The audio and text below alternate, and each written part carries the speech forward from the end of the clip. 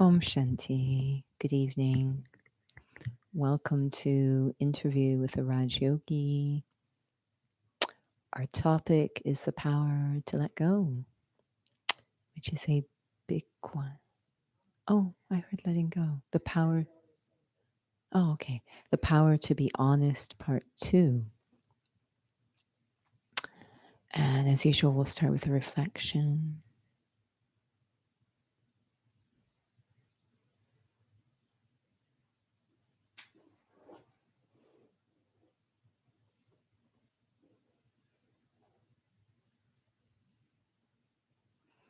During the day,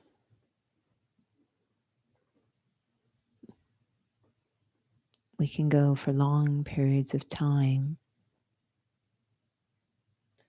in an almost mindless way.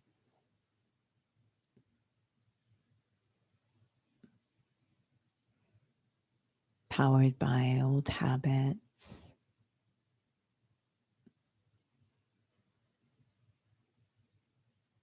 controlled by external stimuli, scenes, and situations, not really aware of what's driving our activity.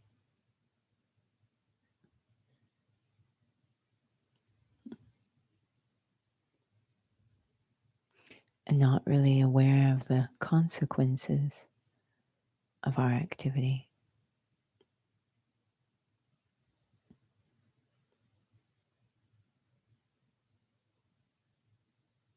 When we embark on a path of transformation,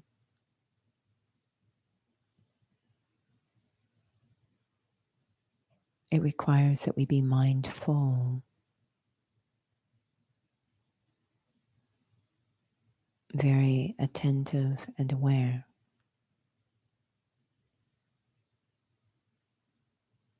And I can practice that now, sitting here now.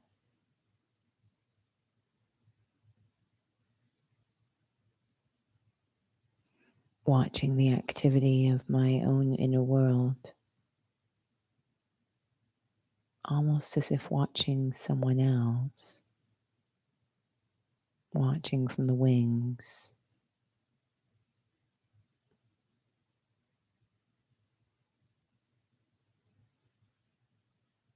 Slowing everything down so I can see more clearly what I'm doing, what's driving my activities, and what the consequences might be.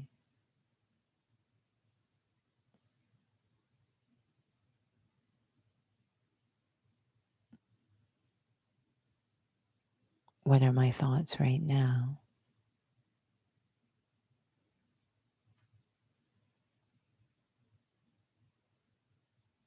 Why am I having those thoughts?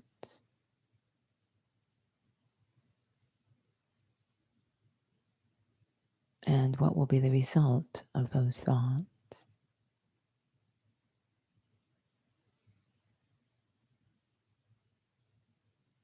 Being very mindful towards the self.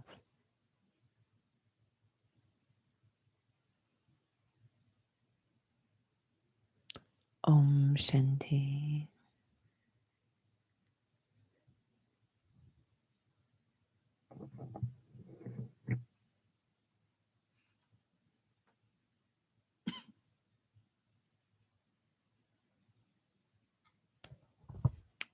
Om Shanti. So welcome again to those who joined this session. Again, mention it is part 2, power to be honest, and you may find the first session from last week very useful. So feel free to revisit that session again if you would like. We spent quite a bit of time in that session about what does it mean to be honest. And the intent of the second session is really about the how. And just listening to the commentary, I was actually thinking about, I don't know if you can recall, I know it's perhaps maybe it's filling in some gaps, I'm not sure, but you'd shared a couple of times about a soul that you knew just before you came to the study who was diagnosed with cancer, and you had visited her, and was a time when she was saying that I can beat this, I can beat this. And but you said the next time you saw her, it was a very different experience. I was reminded about honesty, and I don't know if you can share about that. Because it seemed like it was, she can then have a um, perhaps maybe a more useful response to herself. Mhm. Um, yeah, it was actually all during the course of the same single visit. So, over a period of time in that same visit, her perspective was changing. And when she had, the soul had previous bouts of cancer, so had always been, it was very strong willed and was able to, as we say, overcome um, just through sheer will, I think. So I think that that was their first feeling, was that, a lot of hanging on. I will again do that, but it was clear that this was very different, this particular situation. And so it was really about letting go, um, looking very clearly at the lay of the land, that that was really what the situation was requiring. And so over the course of a visit, she kind of went through these interesting stages of realization. The first was really kind of denial, and then um, kind of a bit of acceptance, which she expressed as being afraid, and then just real recognition or realization, which was letting go. And a couple of days later, she did leave the body, as we say, pass away. And the soul that was with her, I knew. So she shared with me that she was very peaceful in her final moments in the body. So you could really feel these stages of seeing things differently over a period of time.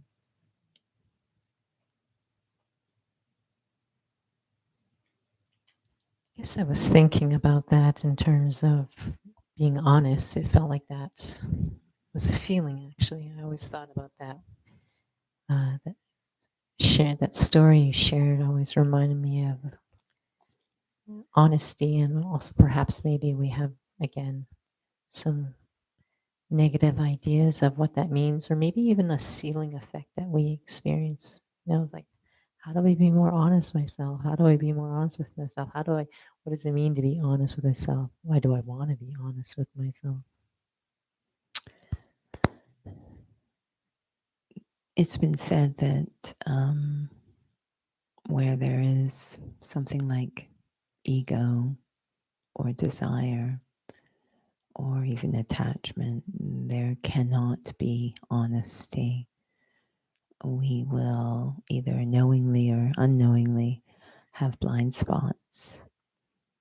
And what that means is that I'm going to begin to operate with these blind spots, with this deception. And that's going to create something for myself. And we say consequences, I suppose, but it will create something which will actually be the opposite of what I want. So, and then once that consequence manifests, I'm sort of surprised. And, again, there's not that, we're talking about really the clarity. When we're saying honesty, there's just not the clarity of what happened or how I contributed to this happening. And so if I'm not honest, I'm actually not going to get to where I want to get to. I won't reach the destination of peace and happiness by being dishonest. So I think deep down we know that, but this is a very different kind of honesty. We used to think honesty was I don't lie, I don't cheat. This is obviously a bit of a different honesty that we're talking about when we start to bring in these more subtle forms of fear, attachment, etc. How does I know in your sharing about that soul, she was starting to accept what was happening, and I know that it came up during the commentary, the reflection, but acknowledging versus denying, Mm-hmm. what's going on. That's kind of a scary place to be in. Mm-hmm. Um, Many may not articulate it. Ego doesn't maybe even want to articulate. We might not even be aware, but it feels like as if I just acknowledge what's going on inside. It just makes me feel worse. There's a very nice story. Brahma Baba, who was the first student and the instrument to establish this organization, was very honest. And there are stories about his honesty. And there's something that I notice in the stories about his honesty. And it connects to memorials that we have of God as the mother and father, because it's been said that if you want to get close to God, you just need an honest heart. So it's the father part that frightens us a bit. But the idea of being remembered as mother and father reminds me of how Brahma Baba would really kind of encourage honesty, not just demand it of himself, but try to encourage it in others for their own well being. And so there was a story. He was a jeweler, and he had lots of jewels around, and he had someone who came to help maintain the house, and she had a couple of children, boys. And Brahma Baba one day was examining some jewels, and I think probably put them in a packet and put them away safely. But when he went to that packet, the jewels were not in it, and he wasn't really upset about the jewels being gone, but it concerned him that someone had taken it, in the sense that what had that person created for themselves by taking it. So it's not so much he wanted the jewels back, but he wanted to liberate the one who had taken them from anything from a heavy conscience to who knows what else. So he just asked the soul who helped with the household, did she know anything about it? He was not accusing. Um, and he finally figured out it was the little boys who probably took it. And so he had a method of really encouraging the truth out of them to get them to, if you will, confess. And what I like about the story is that he was so non judgmental. He was so sweet, you know. And at the end of it, I think he even rewarded them for telling the truth. He didn't punish them for stealing, he rewarded them for telling the truth.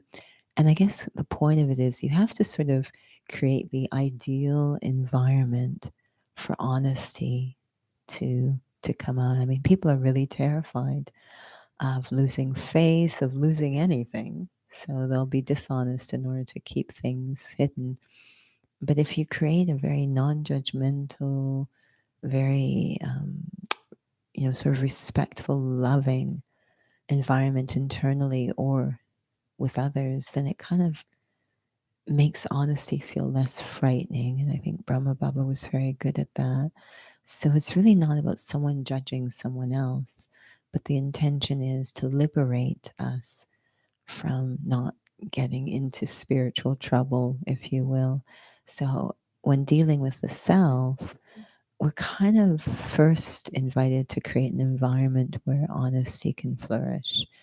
And that always starts with self respect, right? If ego is the opposite of, if there's ego, there can't be honesty. But if there's self respect, then I feel more comfortable being clear with myself. So rather than going directly at honesty first, maybe taking the time to cultivate that self-respect or an ideal environment. And I'll just add, we know that we're more honest with people we trust. So again, there's that ideal environment. I know this is perhaps maybe a part of it, and we've mentioned about it before, again, perhaps maybe in a different format or different way, but there's a big difference from just picturing myself to be a point of light. And in this, and is that really effective? But in this, just in this conversation we're having, it's about just trying to just remind myself I'm a peaceful soul, but I know I'm a pure soul. And it doesn't seem to maybe, Get any traction? yeah, like Right. it seems like when we're talking about self respect, Mm. um, could that be used in a way just again to suppress or try to convince myself? Am I really acknowledging what's going on? Mm-hmm. And I don't necessarily mean, okay, what do I do in this situation? It's like, it seems like something is missing. We're Mm. trying to let go, we're trying Mm. to be real, and perhaps we're not really, again, seeing things properly. One thing I appreciate that I feel Raj Yoga, the study, this university has offered, provided, is it allows us the time for things to become meaningful, personally meaningful. In fact, it demands it. You really won't get very far um, unless it is authentic, meaningful, and real. And so, yeah, no, practicing I am a soul, and there's something missing in that, so that it really doesn't provide any benefit to me. Nothing's really changing. It's kind of like slapping some icing on top of something, but it's still the same underneath. And so I like how it gives a very rich and full explanation of the soul in terms of saying, yes, I am intrinsically good. So now I can understand why I feel so bad about, when we first begin, because I moved away from that intrinsic. So it gives me a bit of a story about myself. So now it's not like I'm saying I'm pure and I'm really still feeling kind of horrible inside. If I can understand, okay, yeah, no, these qualities, this objective being presented to me really does speak to me. I really do value integrity and all of these things, but I'm not demonstrating what happened. So Raj Yoga fills in that gap of what happened. So now I can buy into it or trust it or work with it because it's giving me a full story about myself, not just a one dimensional facade, but a very full story. And then I take my time sitting with that story and it really starts to resonate, make sense. And it's a very compassionate vision on the self. And if there's anything that's an ideal environment for honesty, it's that compassion or mercy or understanding. So that's something that's very unique about Raj Yoga that I find quite powerful.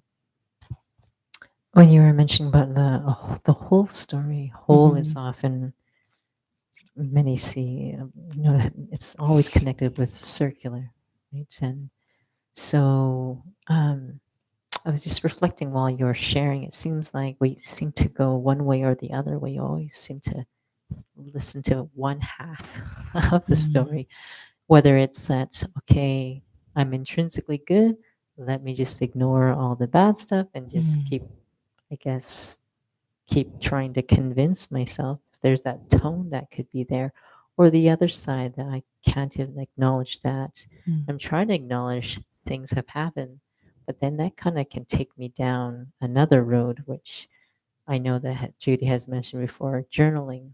It's meant to be an honest conversation with yourself, but sometimes you can go into that road where you just start to just focus on, just all the things that aren't helpful at all, and Mm-hmm. how things are all going wrong. Mm-hmm. I think that like many of the virtues, they've gotten some interesting ideas connected to them that may not be useful at this time. And honesty can be connected to a lot of emotional, or it can be connected to something romantic or something judgmental. And what I want it to help is to encourage something authentic. So, again, I appreciate having the whole story. Yes, I am capable, I have these capacities, but I see now what happened, that those capacities were repressed or oppressed. I understand that now those capacities are still there. So when someone says, I am a pure soul, yes, that capacity is still there, but I will not be able to express it unless I address the things repressing it, which is what yoga with Supreme Soul is for. If we don't acknowledge it, there's really no point to yoga with Supreme Soul, because the whole point of the Supreme Soul is to purify the soul. So if I'm saying I am pure, then I don't really need God, but I do. So I am capable. It's my intrinsic stage is to be pure. I'm just trying to address the things that are repressing. It's a very fascinating. I have a lot of respect for the souls that have been in this study for a long time. What they've, the different phases that they've gone through. And I think when we first come, it's wonderful. There's so much enthusiasm and excitement, and that should always stay. Really protect that. But there is a respect as well for the students who have very honestly been working what they've had to, the layers of honesty and deception that they've had to work with, and how that full story of the self is a constant tool along the way to keep me on track, so I don't go to one extreme or the other. I'm not deceiving myself, and I'm also not beating myself up. So it's a very powerful tool, because it can address both sides of that imbalance. That yes, I have incredible capacities as a child of God, but I have to also see that there are things that have been limiting or oppressing those capacities, and I need to address those and be mindful of those. Can you share, I don't know, from just personal experience, like what you feel when you acknowledge that, that there are things in your story that you've had to go through as a soul, your whole story, um, because it does seem like ego is such a wall to acknowledge that. Mm. Um, because a part of my question is something that you have shared, that you definitely have shared a sensitivity to be able to just sit with something, just the essence of it. And I think sometimes many grapple with, they hear it, they acknowledge it, but when there's upheaval going on inside, it just feels like just an intellectual sense of acknowledging. It hasn't penetrated in the sense that there isn't that feeling of forgiveness, Mhm. there's that feeling of letting go of those feelings. So you can tell in that sense, it's just hasn't really gone where it hasn't become something very useful for myself, the time I need. Yeah, it kind of, this is where we start to sound like a broken record. That, um, uh, this idea of considering myself to be a soul is such a full experience that can address a lot of this. So I don't have to kind of figure things out so much. But if I'm in that right alignment, it will kind of address all that. I saw some people playing a game the other day, and I found it very interesting. It was this very short distance, maybe 2-3 feet, but it had these strings like a spider's web, these strings at different angles attaching from one wall, and little bells attached to the string. And the idea was that they had to crawl through this without ringing the bell more than 3 times, ideally no time. They had to kind of work their way through this.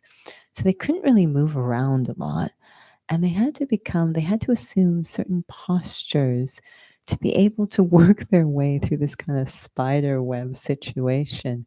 And it was possible. It looked kind of impossible. If you got just the right alignment, you could work your way through it.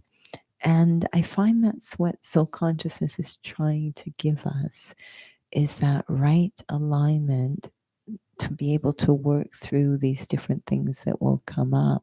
So very often in the study, when a particular topic, like sometimes, something that we might, some way that we might present when we're in body consciousness, it's always, often we want to think about what to do or analyze, and the explanation we're always given is consider yourself to be a soul. This is how you will address the problem.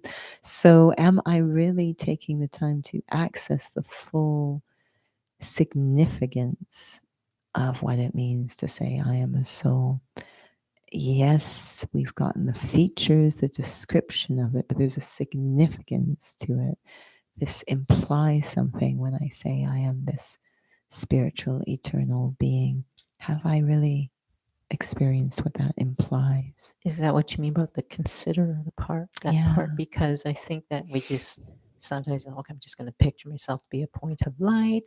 I might even try to kinesthetically get to that experience, but sort of skip over that significance part. Yeah. I mean, if we look at the essence of spirituality as it's described in the oldest scripture, the Gita, the destination that we're trying to reach that describes is becoming the embodiment of detachment and, conquering all attachments and the embodiment of remembrance.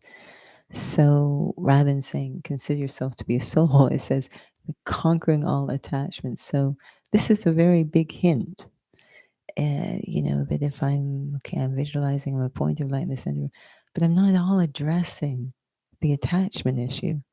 I've totally missed the boat. I totally have missed what considering myself to be a soul is meant to create, is this liberation, this completely different frame of the self. So I can visualize a point of light in the center of my forehead, and nothing has changed. That I'm still in bondage, affected by so much. Nothing has changed. Once I become that non physical being, that eternal being that moves through time, become it. Okay, now everything. I feel different about everything. So that's when we say the significance is now how do I feel relative to this corporeal experience? It should be different. That means I've accessed the significance. So now I'm able, because I'm in a completely different perspective, I will see things differently than I did before. I will see things without being under the oppression of ego. So that will allow me to be more honest or objective or clear. Does it, it's interesting because one is trying to, how do I know if I'm not intellectualizing that? Like, is it really just sitting with what is the significance of it? And not trying to come up with clever answers, but let something really, Mm-hmm. be realized inside. Sometimes when I hear consider yourself to be a soul, it reminds me of little children who play dress up. Consider yourself to be a doctor. Here, they put on clothes and they become that role. Here, we're taking off all, all physicality to become ourselves, but it's the same concept. It's a very simple thing, a very concrete practice. So it's never meant to be intellectual. To say it's a bit like going to the gym and thinking about lifting a weight and analyzing the physics of lifting weight and never actually lifting the weight. I don't get any benefit from it whatsoever. So that can happen in spirituality. As we were joking, I remember one of the senior brothers was sharing that now with the online environment, we talk a lot about being so conscious, but we don't actually become, or we talk a lot about meditating, but we don't actually meditate. So this is under the intellectual, is that I'm theorizing a lot, but I'm not actually practicing. And it's a massive letting go. There's no other way around it. There's a massive detachment in considering myself to be a spiritual being. I'm not this. So that's the question. Am I practicing, or am I just sort of analyzing it from a distance? Do you think we just try to maybe jump to the experience, or before we've actually really, just really discovered the significance? I think we try to jump to what we think the benefits or the what soul consciousness would look like. I think we try to jump to that. What we kind of think, if I am soul conscious or spiritual, what would that look like without actually being soul conscious or spiritual? I think that can easily happen. And that, of course, will eventually, that's another honesty piece, is what am I doing? That will lead to, eventually it will catch up with us, right? There will be something that challenges us. But the idea that we often say, and I know this was shared in the morning class, that if I, it's like, you should be this, you would walk like this. And it's like, so I start doing those things. I start speaking softly, walking gently, but I'm not soul conscious. I'm just acting like I'm soul conscious. And I wouldn't have to be told to do those things if I actually was soul conscious. It would just happen naturally. So we sort of are told these things more as a checking point than as, okay, do this, do that. It's like, no, always it's be soul conscious. And you'll notice that this happens when you are soul conscious. So again, I am detaching. I'm not this body. Those aren't my relatives. That's not my stuff. It's all detachment. So we use the word liberation. It does feel like there needs to be a lot of patience and honesty, because I don't feel anything. I don't Mm-hmm. feel anything again. I Yeah. don't feel anything. Let me just try to jump to the benefits then.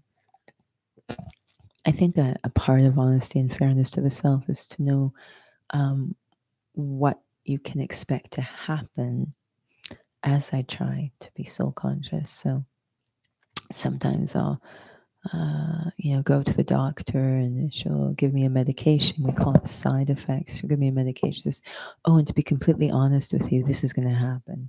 You can expect this to happen as you take the medication. Just so you know, you can expect this to happen, but don't jump ship. Don't think it's not working. Don't give up." And so I think it's really good to know, given the level of detachment, that there is going to be a lot of resistance from within, whether it's fear or whatever, is going to try to stop me from really going into soul consciousness. And as I try to be more and more honest, I will be able to feel the fear. And I think that that's, again, very compassionate. We know that at the beginning of this organization, the first students were showered with so much love, so much love. Why? Because the amount of detachment they had to do would probably not have been possible if there was not this carrot dangling in front of them, right? So there was an acknowledgement that this is really extreme what they're doing. And I think out of compassion for the self, to really be aware of the lay of the land, that's part of honesty too. What will I expect to happen? Sometimes you take something and they say, okay, and by the way, you're going to feel this, it's going to feel strange. That's completely normal. You're not doing anything wrong. There's nothing wrong with the medicine or the method.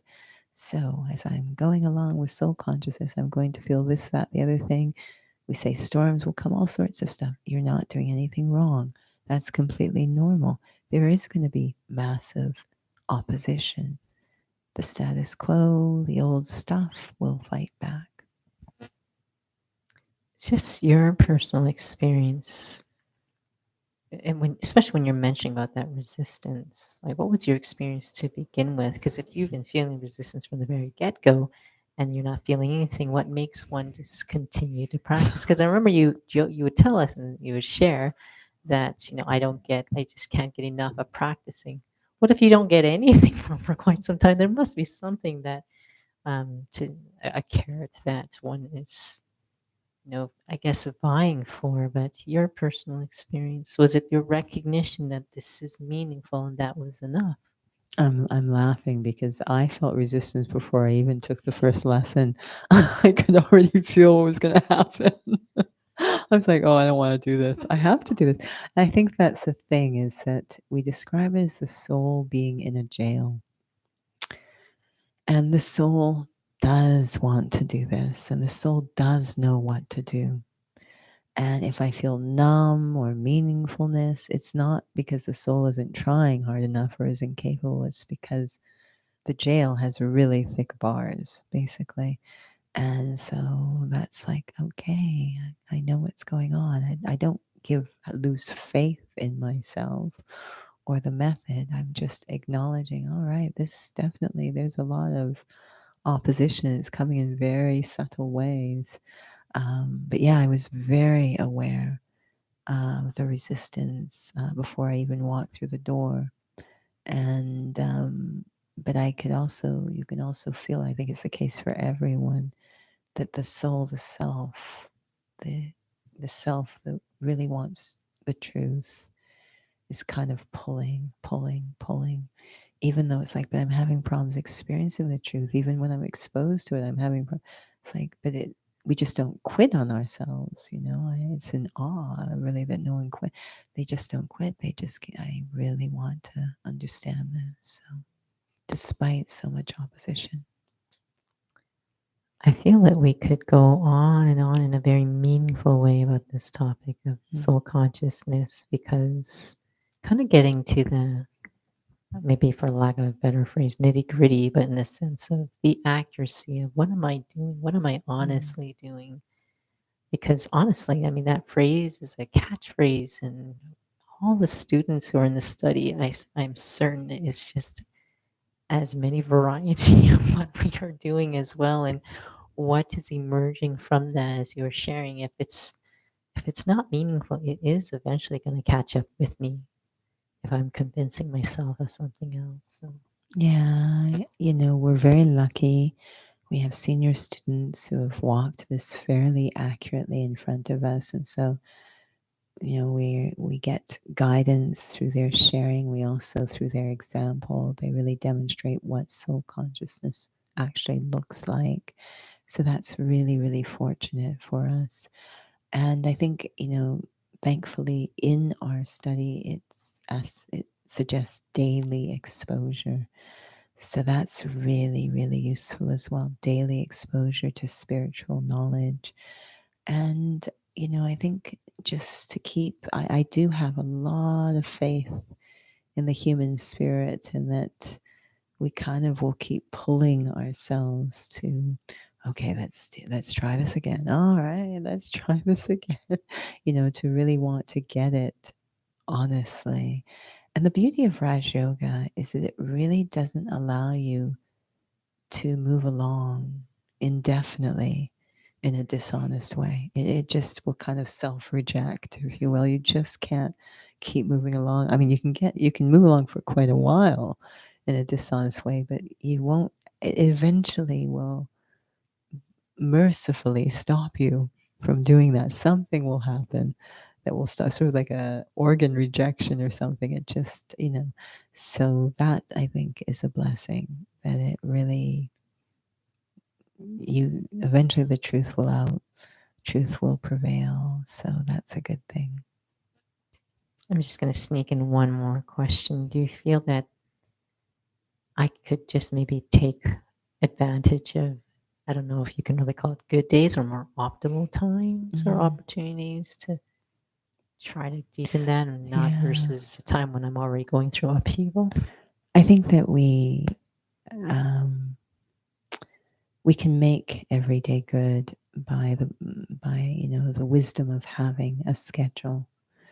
Um, the schedule is our mother. The schedule is really such a blessing to have that daily schedule, so that it can really make days all good. And very often, I think we have to recognize that souls do mature through this. So it is going to be awkward and interesting when we're starting. And then we will keep maturing through this. And, very often I know that performers, musicians, or whatever, they'll go back and look at what they did when they were younger and they're embarrassed, actually. But at the time of doing it, they thought, wow, I'm really happening now. So we mature, but what stays constant, the daily schedule, is so critical. Well, thank you, JD, and thank you for those for joining. It's a Mhm. very intriguing topic in the sense of is this how do I make this practical and reality for myself? But I regret we will have to close it up with a bit of Mm. reflection. Shanti.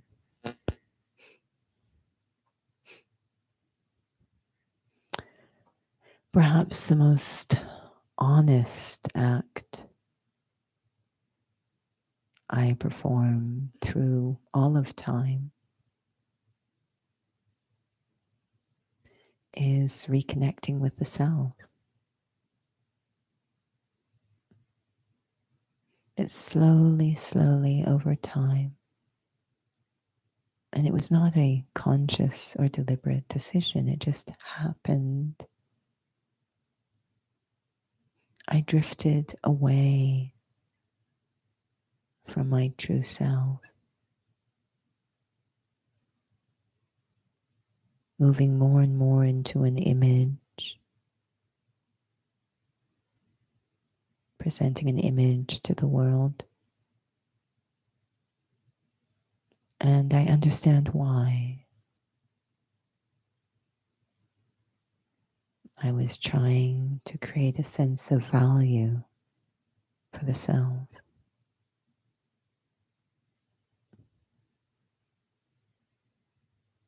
But it's actually quite a relief to stop, to be given permission. Don't have to do that anymore. Even though it might seem frightening to step from outside of that image, it is a huge relief to the heart to start being honest again, to start to reconnect to myself, to let go of the lies.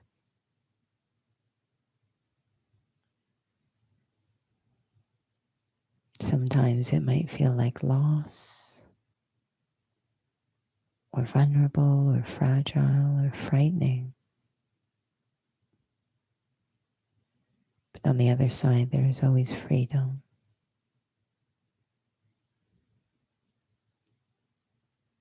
I will be compassionate with myself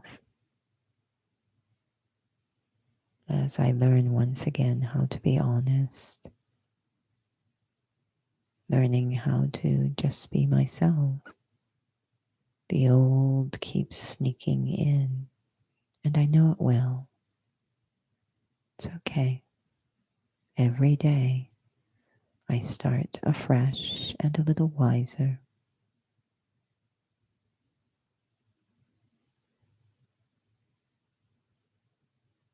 Never abandoning the journey, always moving one step closer to truth. Om Shanti. Om Shanti. So, just for next 2 weeks, the next two sessions, Mm-hmm. I guess I don't know if you can really say there are 8 powers because sometimes you hear there's so many more powers, but classically we're talking about the powers. This gently segues to the power of cooperation. Mm-hmm. But what came to mind, especially with this evening's session, was how do I cooperate with myself? Mm-hmm. Given this understanding of myself. So that's what we will be addressing for the next two sessions. But I'm going to now hand it over to Judy for what upcoming sessions we have. Well, we know that inner fitness is letting go. It seemed very relevant to tonight as well. If there's no Hmm. honesty, you can't really let go of anything. Yeah. So this Saturday, 2 to 3 p.m. on the Zoom platform is inner fitness. The topic is letting go. That's a big one. And we still have drop in meditation on Tuesdays and Thursday evenings, 45 minutes. Sundays is a full hour. And we also have a workshop coming up in this month of love. And that's going to be on the 23rd, 20th, the 20th, Saturday, the 20th of February, 12 to 1:30 p.m. on the Zoom platform. It is open for registration, and it's the love within. So very, very beautiful topic. Again, a lot of self-care in that as well. So the love within, 20th February, register online. You can get the details off of our website. Thank you so much for joining this evening. Until next time, Om Shanti.